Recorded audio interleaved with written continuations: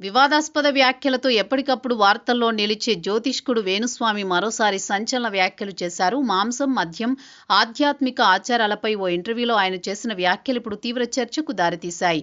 Corona కాలం నుంచి ఆహారపు అలవాట్లలో మార్పులు వచ్చాయని, గతంలో మాంసాహారం తినని కొన్ని వర్గాల వారు కూడా తినడం మొదలుపెట్టారని వేణుస్వామి వ్యాఖ్యానించారు. కరోనా మహమ్మారి సమయంలో వైద్యులు సూచించడంతోనే చాలామంది మాంసం తిన్నారని, అంతకుముందు తినని వారు చెప్పేవారని, ఎప్పుడూ తినని వారు కూడా ఆ సమయంలో మార్కెట్లో దొరకనంతగా తిన్నారని అన్నారు. డాక్టర్లు చెప్పారు కాబట్టే తిన్నామని అప్పుడు చాలామంది చెప్పుకున్నారని, కానీ చివరకు తిన్నారా లేదా అనేది అసలు విషయం కదా అని వేణుస్వామి తెలిపారు. ఇక ఆ తర్వాత దేవుళ్ళు, దేవతల విషయాలపై కూడా ఆయన వివాదాస్పద వ్యాఖ్యలే చేశారు. మాంసం, మద్యం అలవాటు లేని దేవుళ్ళు అసలు ఎక్కడున్నారని ప్రశ్నించారు. రాముడు క్షత్రియుడని, ఆయన మాంసం తినలేదా అంటూ మాట్లాడారు.